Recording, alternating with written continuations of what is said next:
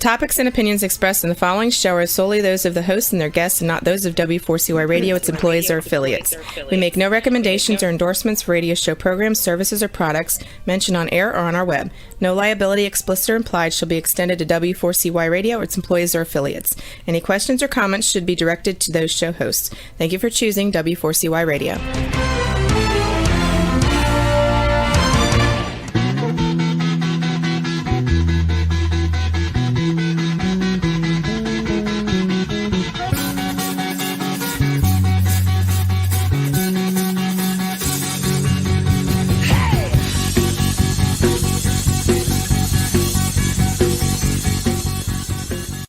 Welcome to the Camping Show. This is CW Getz. And Jesse Free. It's Wednesday, February 24th, 2021. And I have to tell you something. We had a beautiful day today here in Illinois, especially for late February, mid to late February. I think we had, I don't know. Siri says we had 37 degrees, but I think she lies sometimes. I think it was like over 40, actually. So we're thrilled about that. You know, I know some of our Canadian listeners don't have that nice weather up there, but Cliff, you had some nice weather. I know you did up there today. Oh, yeah. I mean, we're at a roaring 27 degrees here in River Falls right now. Ooh, ouch. Better get those shorts out, man. Get those shorts out. Oh, boy. Well, we've got a great show for you this evening. Tonight's topic is dealing with wicked weather with our special guest, Cliff Jacobson. Jesse, can you tell us a little bit about Cliff?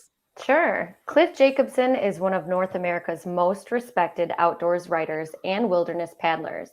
He's a retired environmental science teacher, an outdoors skills instructor, a canoeing and camping consultant, and the author of more than a dozen top-selling books and a popular video on canoeing and camping.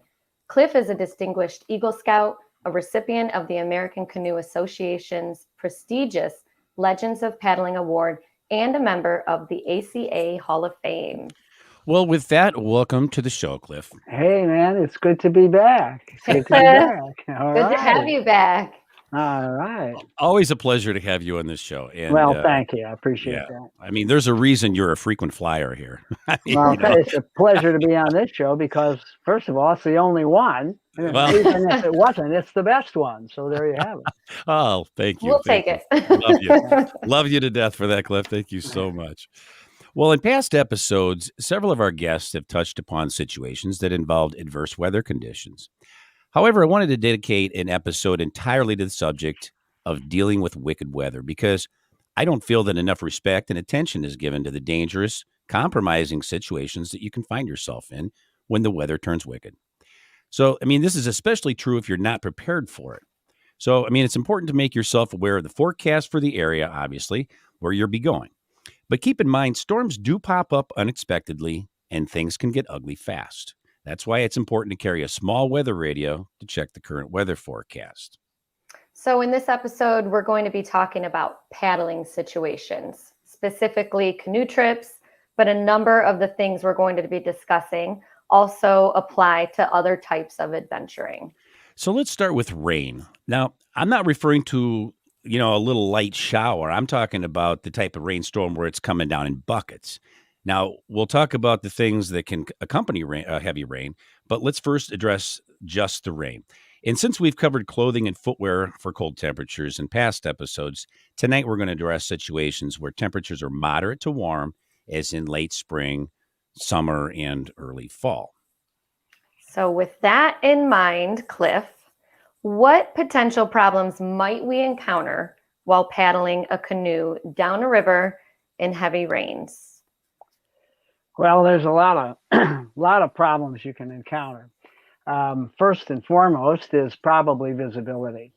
You can't see, and this can lead into some pretty dangerous things.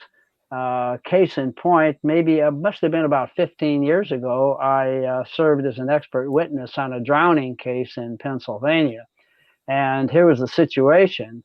This guy was a young father, and he took his son on a canoe trip. It was raining bloody murder. He couldn't see. And what happened was he paddled over a dam, big dam, and he died. Wow. Oh, wow. And what was interesting about this was it was claimed that there was a big sign over the dam that says dam portage. The problem is that there was a road that ran over that was way up high, probably I would say 100 yards above the river. And on top of that, by that road, alongside of that road, there was a sign that said danger dam ahead. But the problem is you would have had to have looked way up in the air to see it. And with your head down and a hood over your eyes, you're not going to see that. So we ran that river, and as soon as I saw that drop off, I knew there was a dam ahead, and we pulled off. But what happened was they ultimately settled this case for well over $1 million, and it was because the sign was not visible at the level of the river. So visibility is a really serious thing, not just for that, but also for rapids. If you're in a rapid, and sometimes you don't have a choice, you're going down a river and there's a rapid and it's raining bloody murder. Well, what do? You can't just snap your fingers and get off the river. You're going to have to run that rapid. And you can't, and with the wind blowing and the rain, you can't tell the rocks from a clear channel. So that's the first issue. So what type of equipment would you say is essential to have then? Equipment that you should have on you in a case like that. Well, obviously you got to be dressed for the weather. So you're going to start with a rain suit. And I would say if you're going to get a rain suit, you don't have to spend a lot of money on a rain suit unless you want a whole bunch of fancy bells and whistles, like a bunch of pockets and zippers and things, which you're never going to use in a rain suit anyway. The rule's simple. Just if you get a rain suit, get at least one full size larger than what you usually wear so that you can stack stuff under it. Great point. Yeah. And, and while we're on the subject of visibility, you're not going to see if you got a hood over your head. And so one of the rules for river running is, okay, if you've got a gentle rain and it's an easy river, you're on a lake, you go ahead and put your hood up. But if it's raining bloody murder and you are in a situation where there's rapids ahead and you can't see, well, you don't want that hood on. Sure. Not only does the hood obscure forward visibility, it totally obscures sideways visibility, which means if you have to do a maneuver, turn right or left, or back ferry the canoe against the current, you can't see where you're going. So, basically hoods and river rain gear don't mix well. That's a great point, Cliff. I never really thought about that. Now, I have put my hood up before, but I usually don't if it's raining, but I have done it. But you're right. It does obscure everything, a lot of things, for a fact. Hey, I have a question for you. A little off the wall. And I think I may have. Off the wall. I do like as expected. Uncontrived, yet unrehearsed. Well, so I remember this one incident, and I think I told you about this the other day when we were talking. It was raining so hard; it was like raining and blowing at us so hard that I almost said, I almost wish I had a pair of swimming goggles that I could have put on at that point. How often do you use those? Probably once in your entire life. But that was a situation that, you had to keep your head down like this. And it was coming at your eyes, and you can't wear sunglasses because then you wouldn't see anything. Right. But have you ever heard of such a crazy idea? Well, you know what? Goggles. I know, right? You're lucky because you don't wear glasses. If you're like me, you got to have glasses on all the time. And the first head of rain, it's all over your glasses, and you're constantly trying to read the river and wipe the rain off your glasses, which brings us to another point, which is you want a hat with a big brim, like the old sou'wester. That's what I think. That's what I prefer. I prefer wearing a sou'wester hat with a chin strap, so at least it keeps some of it off of my glasses. That's what I'm trying to protect with the glasses. The cool thing about those too is they've got a long, like the fire helmets, they've got a long, what do you call that in the back? But like a drape. Yeah, it keeps it off from the rain from going in your suit. It's called a long back. Long back. There you go. Clever. They really thought about that. One of those fancy terms. I'm from the farm. I'm sorry.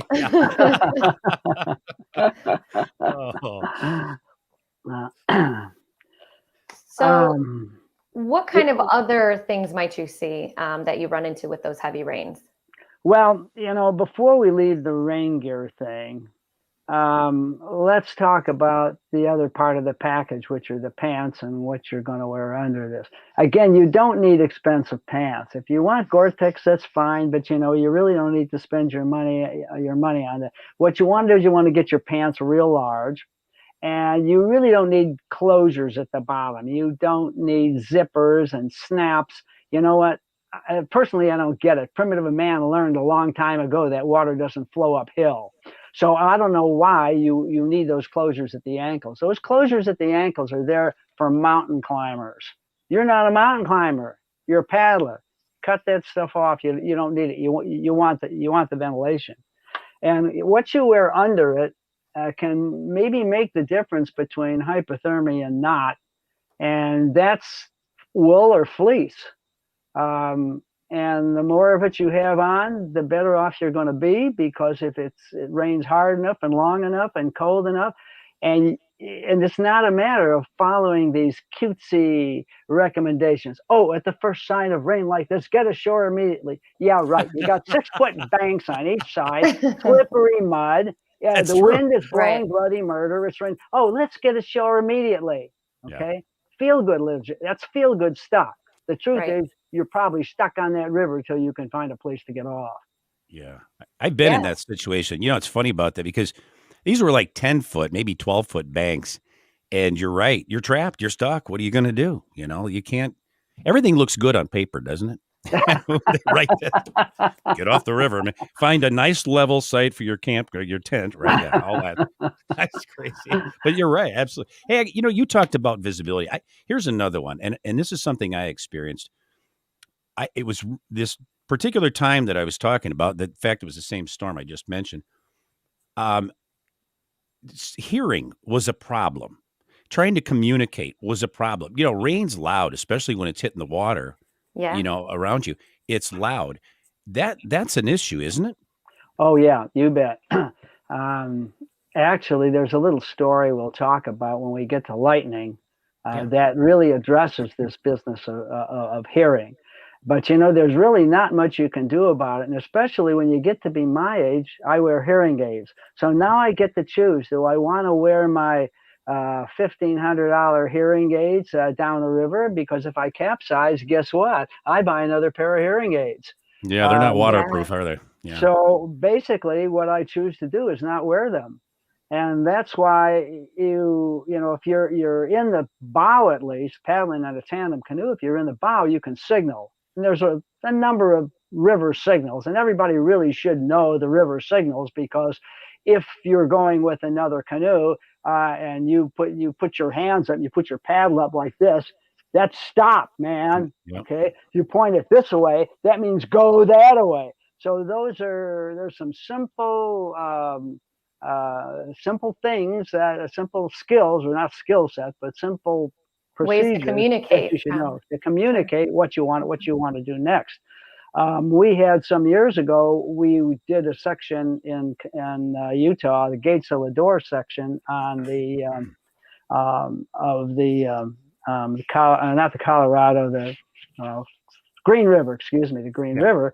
And when we were to leave, there was a wind blowing upstream at 40 miles an hour. And the first rapid out of the box right below us was a class 3, a solid class 3. And the ranger was saying, your permit says you got to go. You got to go. And I'm saying, hey, we're not going. We're not going. Look at that river. Would you be happier if we left right now and drowned? Would you, sir?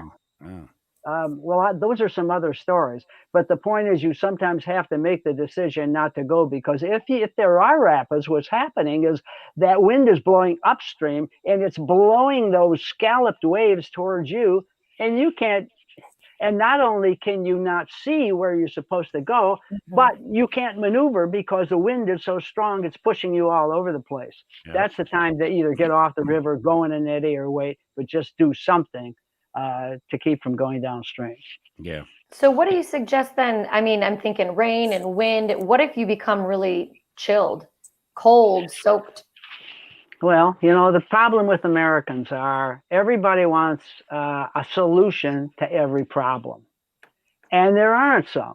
One of the questions that I would get whenever I would do a seminar, somebody would raise their hand. They'd say, Cliff, okay, you were on a ice cold northern Canadian river, and you are a quarter of a mile from shore, and the waves are blowing bloody murder, and you capsize. What do? And I say, you die. You see, so there's necessarily no pat answers for some problems. And if you are canoeing in an area and going down a river where it's cold, you need to be prepared. And that means before you get on that river, you're either wearing wool and fleece, or if conditions demand, you're wearing a wetsuit or a dry suit or whatever the case might be.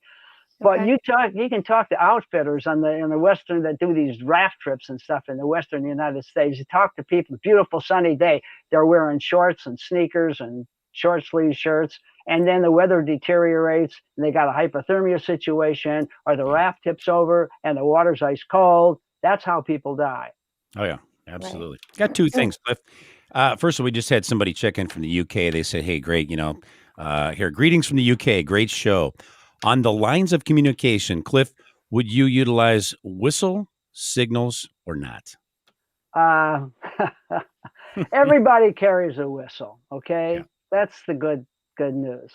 I'll tell you where whistles are really useful. A whistle is useful if you are on a portage and you get lost, you get off the trail, then you blow your whistle and you hope someone will find you. That happened with my wife, Susie. She would have spent the night in the woods if I didn't come back and find her.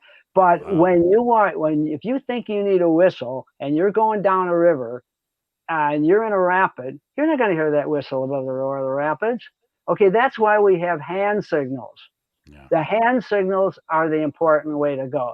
Oh, and talking about, since you mentioned a whistle, there is an important consideration of where you put that thing. Don't hang it around your neck on a string, because there have been a number of cases where people have capsized and swallowed the whistle. Not good. What you want instead is you want to attach it to your life jacket in such a way that if you have to use it, you sort of and you go like this to use it. But I got to be honest with you. In all my years of doing this canoeing thing, I've only maybe a half a dozen times in my whole lifetime have I ever used a whistle. And that was because maybe I had somebody in front of me and I wanted to stop for lunch, and I yelled at them and they couldn't hear me, so I blew the whistle. So please don't view the whistle as something that's going to get you out of trouble on the river. What's going to get you out of trouble on the river are the hand signals from the guy in the front. Good point. Good point. And I do like the fact that, listen for the dinner whistle. If you hear the whistle, it could mean dinner. I like that. Hey, I want a really quick thing I want to mention here before I move on. But there was a trip that, in fact, it was raining so hard that and we were on a very crooked river, and we were trying to negotiate these turns, and the boat was filling up so fast with water that we were doing this number as we filled up. Now our water line was shrinking, as we were paddling. But I'm like, okay, I got to get the water out of the boat, but we got to negotiate these turns. And, as a tandem, we were in a tandem canoe. I had a pump on board. We actually had two pumps, bilge pumps. You're a fan of the baler instead of a pump, aren't you? And I mean, is it faster? It seems like it might. I don't know. Canoe racers all have some sort of a mechanical type baler thing, so they can keep paddling and empty the boat. Yeah. But for me and wilderness trips, it's just one more thing you got to carry. Plus, it's not something that's used very often. So for that, a bleach jug, cut off bleach jug, works just fine. And plus there are other ways to keep water out. You can have a spray skirt on the boat. But still, there are times, I know in my solo canoe, there have been times when it's been raining bloody murder, and I'm trying to negotiate through rapids and stuff, and the boat's filling up faster than I can move. But you get kind of adept at being able to sort of hold your paddle in one hand and do a steer thing and quickly grab the baler and go, and then back to the. That's what I'm talking about. That's exactly what I'm talking about. You need three hands, man. All right. Well, and that's a great point. And I did want to bring that up because I'm sure I'm not the first person that, ever had that happen. Hey, real quickly, are there any decisions that, I mean, you're talking about with the rapids, and we're like, okay, hey, listen, we can't really see very far ahead. We're going to have to pull in, if we got an eddy here, let's pull in the eddy. If we can get off, obviously, if we can hit short and get off, that's always the, best choice. Are there any other decisions that you can mention that we might, Well, be faced with? Again, I can't say there's not an answer for every question. Usually, though, on rivers, there is either an eddy you can get into or a protuberance or whatever you want to call it, where you can sort of get close to the shore and grab a tree and just hang around until conditions improve. Not always, though. I mean, on some of these northern Canadian rivers that are very, very wide, you sometimes have a choice between being close to shore and crashing in the rocks, or being further out and being worried about, if I capsize, I got a long swim to shore. Yeah. So there's really no pat answer. You just have to look at the situation and kind of do the best you can, and just try to get to a place and wait until this thing passes over. Yeah. Okay. That makes sense. And Jesse, I don't mean to interrupt you because I know you got a question coming up here. Real quickly, we talked about spray decks before, and you kind of have a preference on spray decks. If you just really briefly want to mention why you have the preference what the preference is and why the preference. Well, okay. For those people who aren't familiar, kayaks have full fiberglass or Kevlar, whatever decks, solid hard decks. Canoes don't. But you can make a deck for your canoe out of nylon. And if you're going in harm's way, like if you're going to do a trip in northern Canada, we're talking big rapids that go on for long ways. We're also talking ice cold sometimes, icy rain, sometimes even snow. A spray cover, first of all, a spray cover cuts your wind resistance by about half, because the wind flows over the canoe. It sort of hits the sides, go up the sides, and flows over the canoe. Without the spray deck on there, without that spray cover, it hits the outside of, say, the outside of the hull, and then it hits the inside of the opposite side of the hull. So by putting a fabric cover on there, wind blows over the top, and rain blows over the top, okay? And rain goes off the cover. That frees you up to do some things. First of all, you don't have to bail. Well, if you go through a big enough rapid, water can still come in, but you not enough's going to come in that you're going to have to worry about bailing. The other thing is you probably don't have to wear rain pants. You just basically have to wear a rain top, because you got this nylon skirt around you that's tied around you that's keeping water out. Mm-hmm. Thirdly, it keeps all your packs dry. Okay. Fourthly, if you have an open canoe with no cover and you capsize, what usually happens is the stuff falls out of the boat, and the canoe may stay upside down. Oftentimes it just turns right side up and just keeps on going downstream. And without a cover, if you have any packs in there that don't fall free of the boat or are not tied in so tight that they can't move, you got still another problem. And that is that pack's going to fall out of the canoe, and it's going to catch on some obstacle in the river, wrap up the boat, and that's the end of your canoe. So with a cover, though, you don't have to tie your packs into the boat, because if a canoe capsizes with a cover, it stays upside down, stays belly down. And the water pressure pushes that cover up and holds the packs and everything solid in the boat. And the canoe just goes down the river, belly down, hull side up, just goes down the river. Now, you might say, well, the cover can catch on something and tear. Yes, it can. And sometimes it does. Though I have to admit, in all the years I've been doing this, we've had a few capsizes, not very many. A capsize on a wilderness canoe trip's actually pretty serious. So you do everything you can to avoid it. But I would say probably in all the years, I probably had maybe a total of maybe 10, 12 capsizes, but they've all gone very well. Okay, people get out of the cover pretty quick, and the cover stays with the boat. The one concern you do have with a cover is getting out of it if you capsize.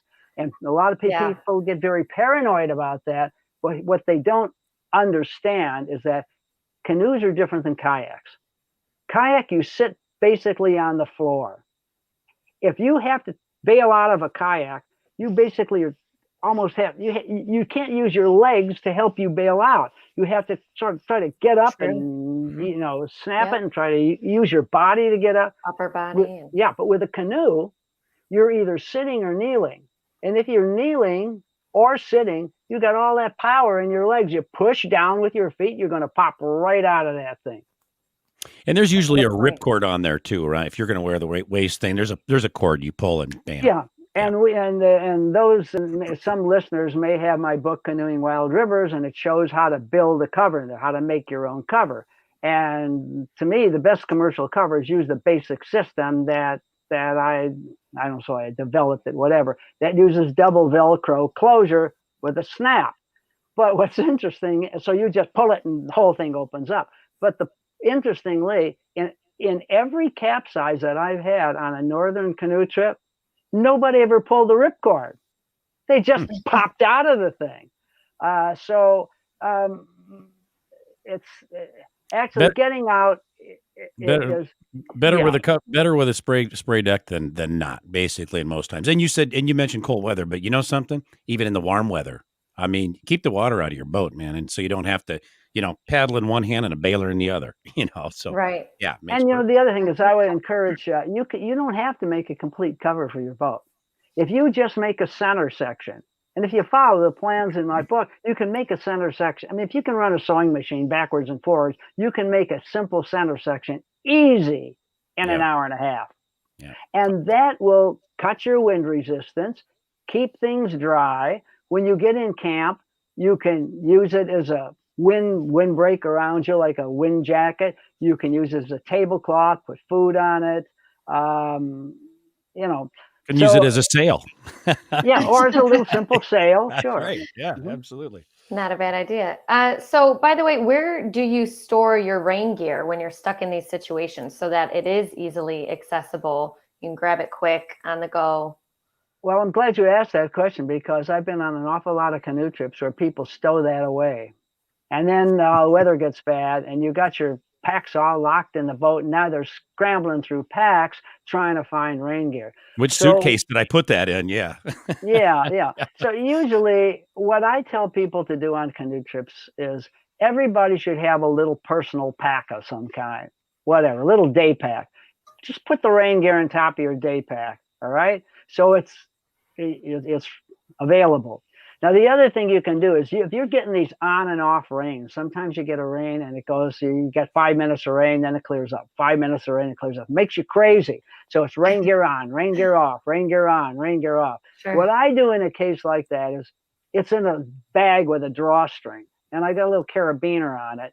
And it's all I do is I just take that little bag, which is only about like this with my rain gear, with the carabiner on it, and I snap it right to a ring on the thwart. So it's right there. If I capsize, I'm not going to lose the rain gear. If it starts to rain, I open up the bag and put it on. I mean, there's a lot of solutions to that problem, but you do want it available. Yeah. Okay. Go ahead, Jess. Before we move on, I know we did have a question about rain suits before we exit that topic. So Rick says, isn't rain suits dangerous to have on in rapids when capsized? The answer to that is no, but I'm glad whoever asked that question asked it. Wearing a poncho or what they call a rain shirt, which is just a big long anorak, you know what an anorak is, goes over your head garment. That's dangerous, because if you capsize, that thing can fill with water, it can wrap around an obstacle. That's dangerous. Now, one of the rules, you can get into a lot of things with a question like this, but one of the rules in tripping is don't wear something over your life jacket, which means you're wearing your raincoat and your life jacket is over the top. Now, the question is, if the raincoat was over the life jacket, would it still float you just as well? And the answer is, yeah, sure it would. But that's not the issue.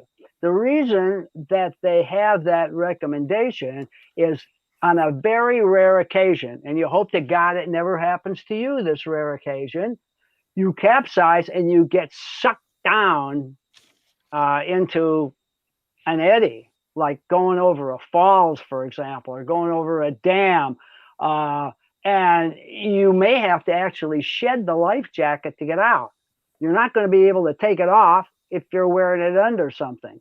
So the rule is you wear that life jacket. Now, I've never had a situation where I've had to do that. Thank God. I don't ever want to have that situation.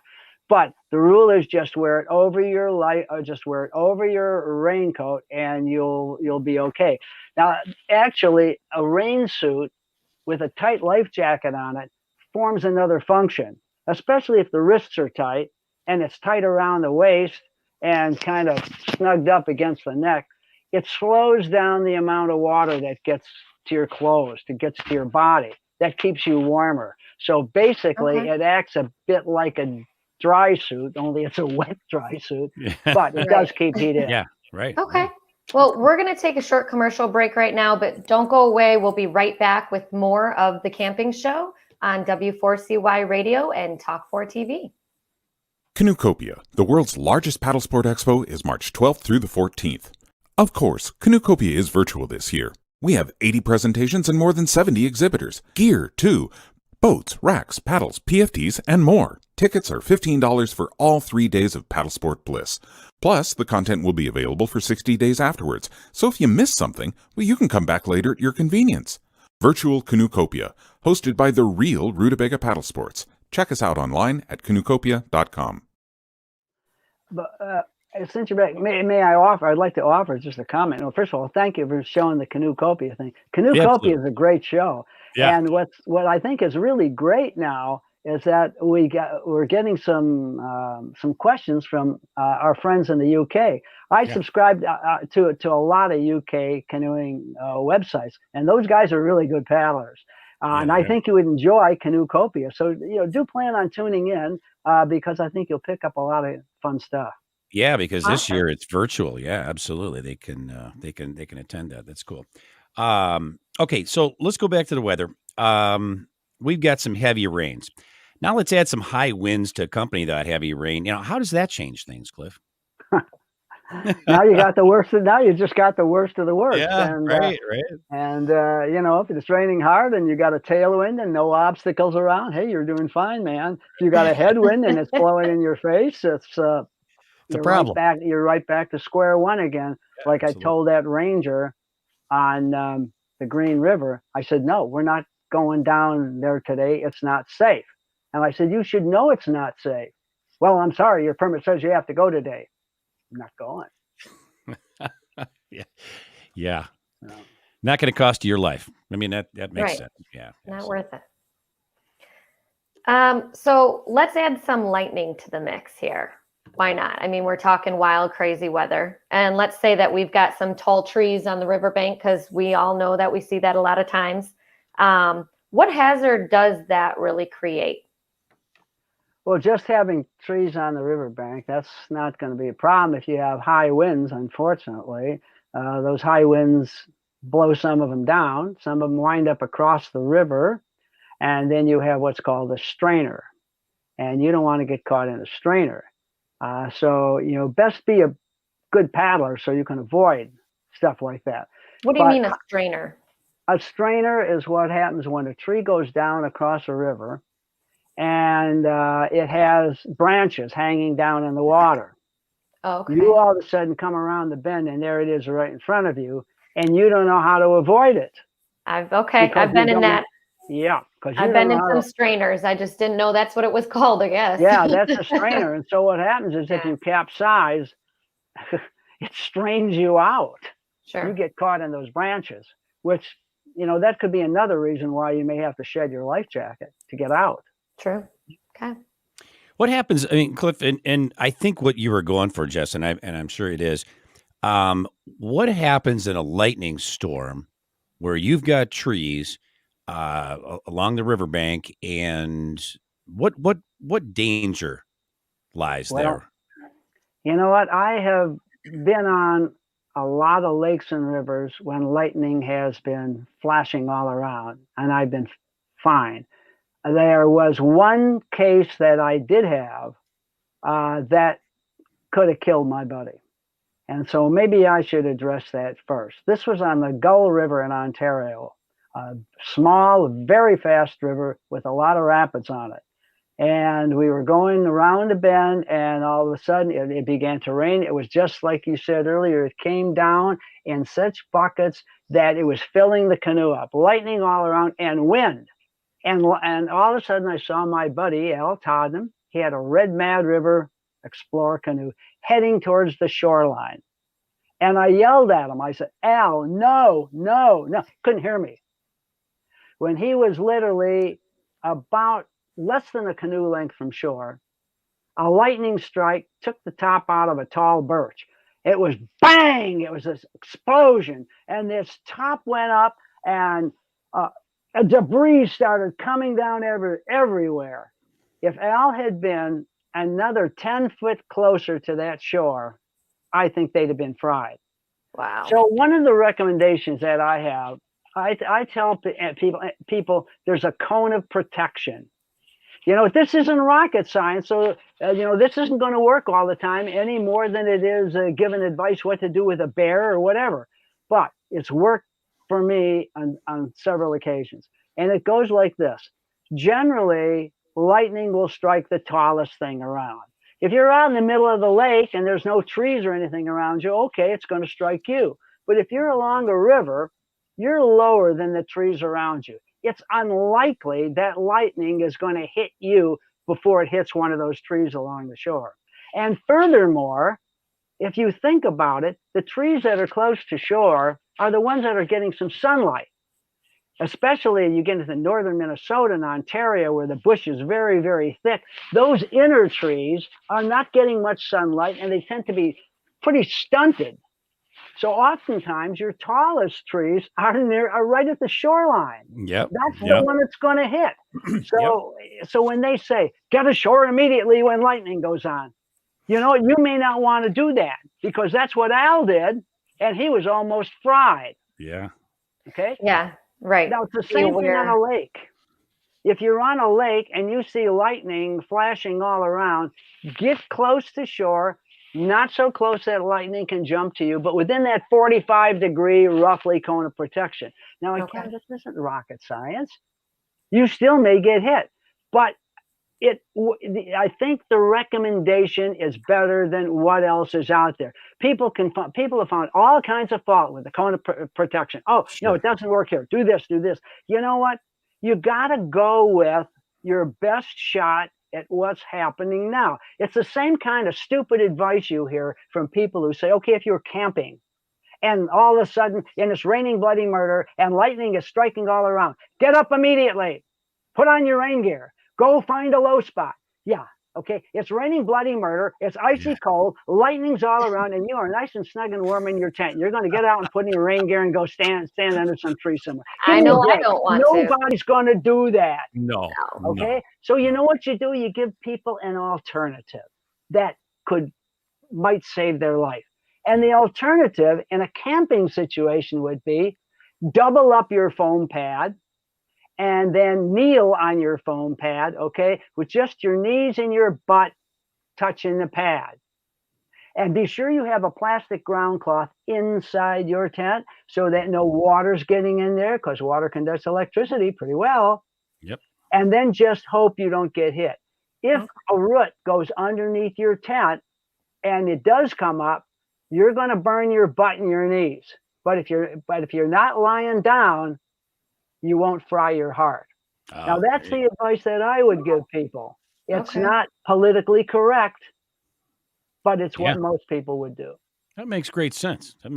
Yeah, no, it definitely does. Yeah.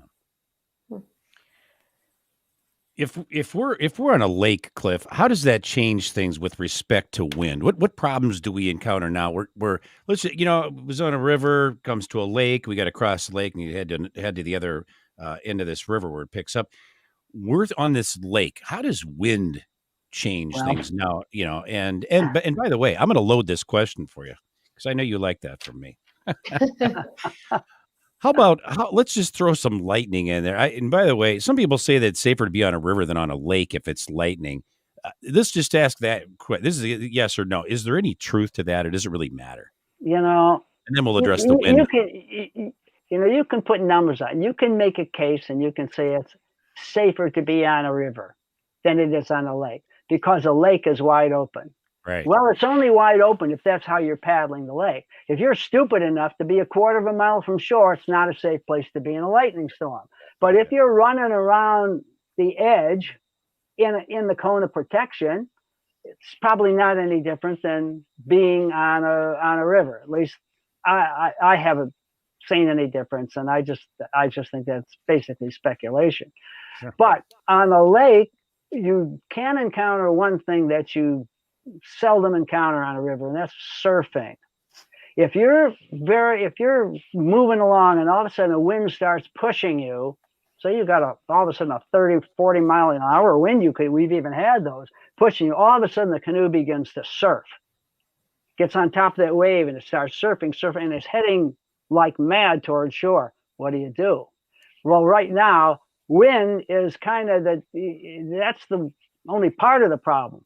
The other part of the problem is that wind is driving you, surfing you straight towards a rocky beach. And if you hit that rocky beach going at the speed you're going, it's bye-bye canoe. You got to break that surf. Now, fortunately, canoes are displacement hulls, so they don't surf very well for very long. They usually get off the surf, in which case the best thing to do is to try for the person in the stern, hold that rudder, just hold it. Don't even attempt to do anything with it. You got to keep that canoe running straight, while the bow person just gently paddles to keep up a little speed.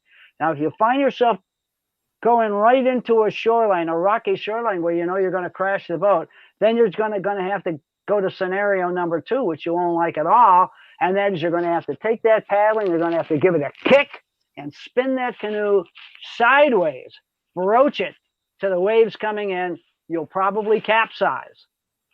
You'll get soaking wet, but you won't wreck the boat. But Yeah. you'll save, that canoe. Yeah.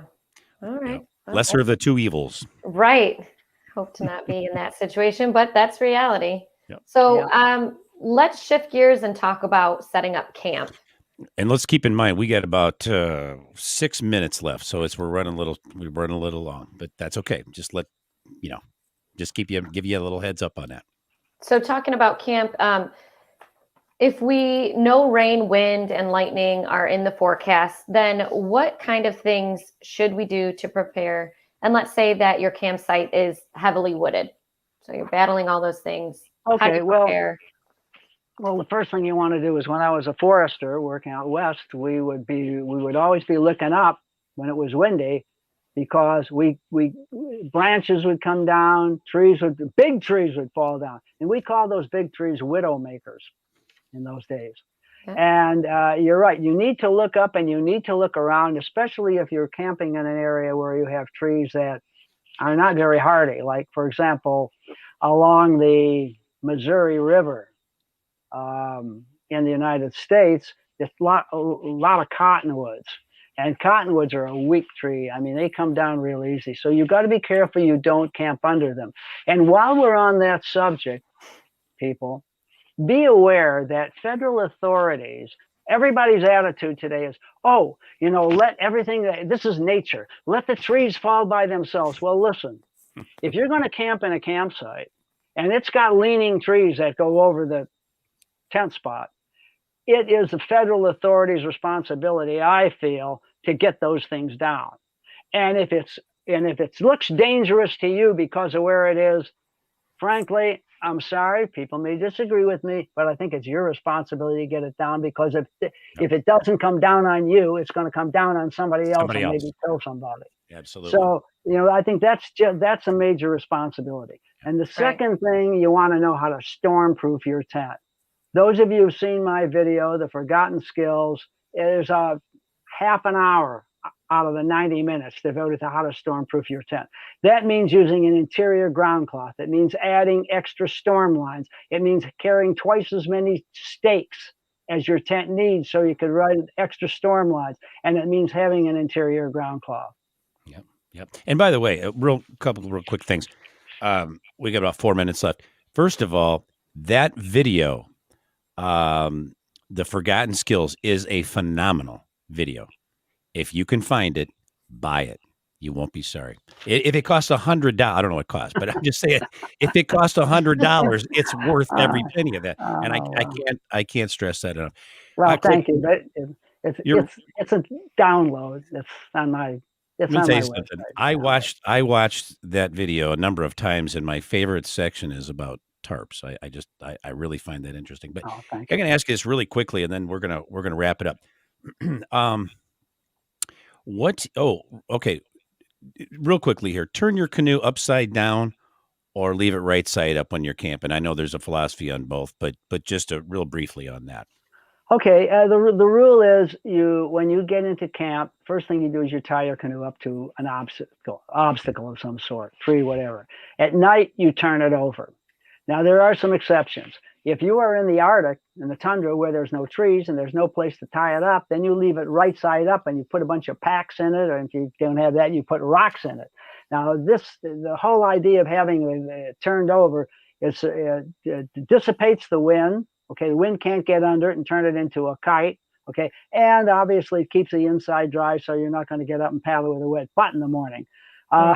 We did have one weird thing happen many years ago, that we were on the Noatak River in Alaska. My canoe was turned right side up and it was not tied down. Everybody else's canoe, there was three other canoes there. They were overturned. We got a microburst, which is just basically a miniature tornado. It came so fast, instantaneously, and it blew our entire camp down. Okay, and it picked up two canoes, spun them up in the air about 100 feet, carried them all the way across the river, and ironically, they landed right side up. It didn't touch my canoe. Why? Because it was right side up.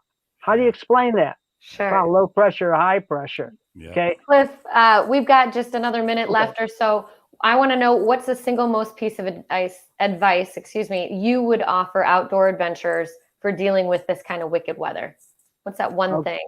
Okay, the one thing that I would advise that supersedes everything is be a good paddler, a very good paddler, because none of this other stuff is going to work if you can't paddle well enough to avoid obstacles. If you don't know how to ferry and side slip and get into an eddy and get out of an eddy, if you don't know how to do that, the other advice goes by the wayside. Paddling skills. Okay. Great advice. Well, Cliff, give us your website address where listeners can go to read the articles and blog posts you've written and the video you did. They can just type in my name, Cliff Jacobson, it'll come up, or cliffcanoe.com. There you go, cliffcanoe.com. I love that. That's a great name. Well, thank you, Cliff, for being our guest on the Camping Show. It was a pleasure having you, and I love the information that you give. It's just fantastic. So thanks for having me. You bet. Well, we hope you'll tune in for next week's episode, Canoecopia 2021, going virtual with special guest Darren Bush. Once again, thank you for tuning in to the Camping Show. This is C.W. Getz and Jesse Free, reminding you, learn more, do more. See you next week. Bye-bye.